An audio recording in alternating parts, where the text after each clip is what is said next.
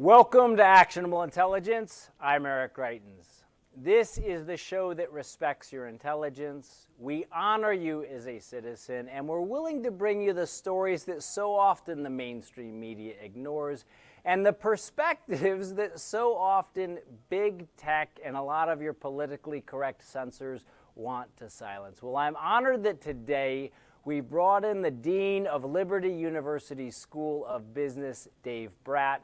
Many of you will remember that in 2014, he launched what many people thought was an impossible campaign against then House Majority Leader Eric Cantor. And guess what? Dave won. Dave, thank you so much for joining us. Really, really great to have you here in the studio. Great to be on with you, Eric. Thank you. So Dave, you, back in 2014, you took on a race that brought national attention, and a lot of people saw that race as a common man fighting against the swamp and the establishment. Today, we're at a place where I hear from our viewers on a daily basis, and they say, look, the fight in D.C. is no longer between Republicans and Democrats. It's between the common people and the establishment and the swamp. What do you say? No, I agree wholeheartedly, and I think as President Trump flew off on the plane, you saw our leadership kind of validating that. And so President Trump, one of the great contributions he made is he made it very clear that what we thought was true in the past is absolutely true. Yes. Right, from corruption in the FBI, CIA, State Department, deep state used to be kind of a, tinfoil hat term. Now everyone's like, well, of course it is. And so, my race was very atypical back then, but I anticipate a lot of primary challenges now. Yeah. And there are clear issues coming up which are going to separate the two camps, right? Immigration's coming right at us from South and Central America. And then the China issue, there's no better issue, which separates the establishment from the person who would like to see their wages going up and getting a raise. Wages have been flat for 40 years.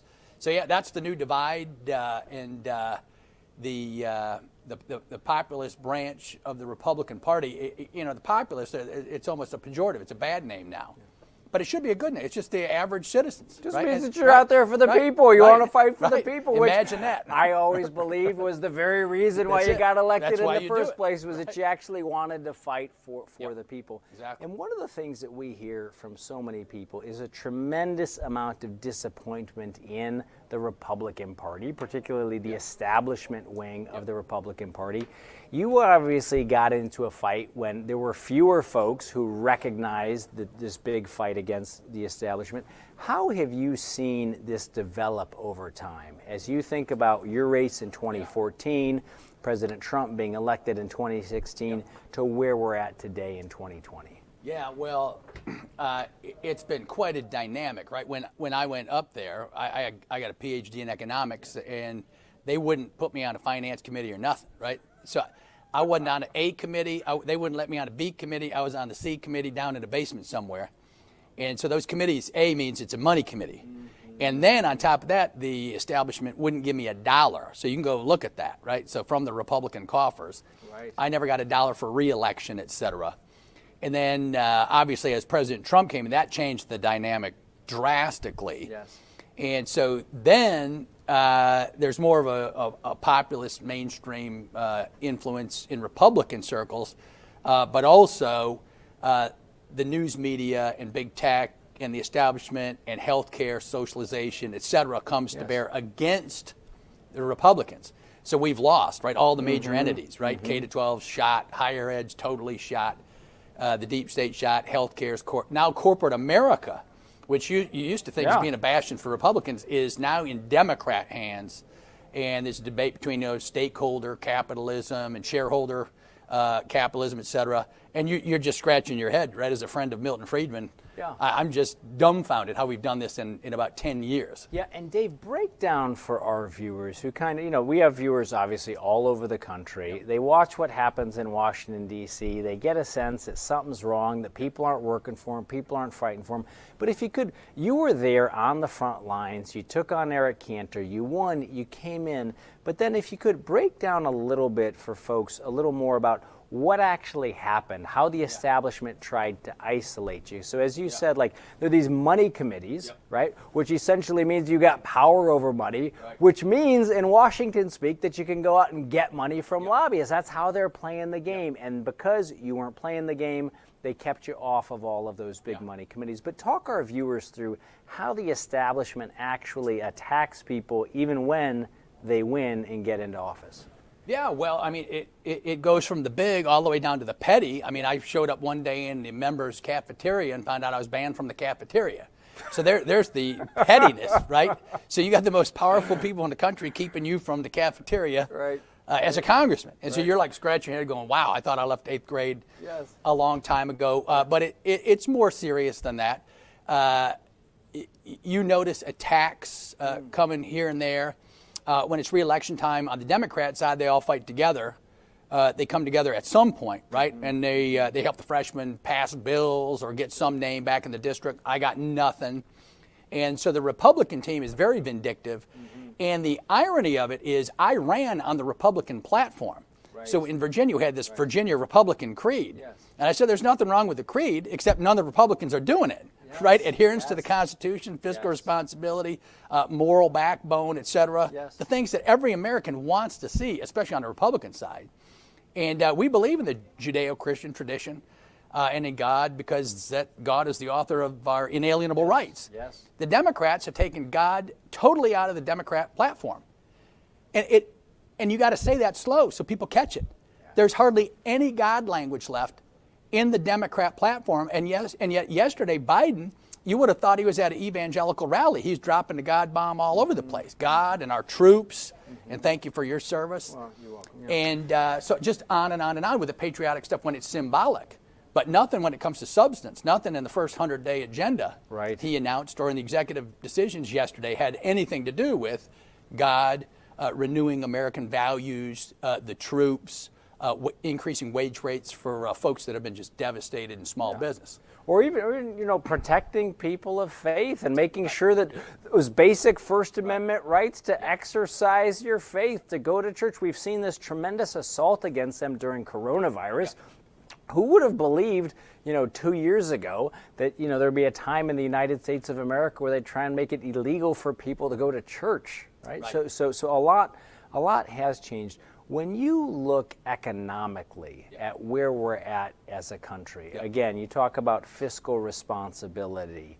We've seen, again, the Biden administration has come in.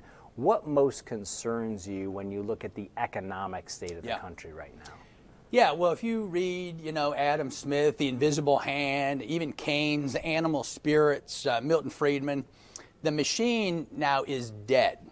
Right? If you look at the true life in the economy, if you strip out $7 trillion of money from the Federal Reserve System, and then if you stripped out $30 trillion in debt, right? $30 trillion in debt from the future that we have to pay. So we've stolen $30 trillion from the future to prop up the corpse.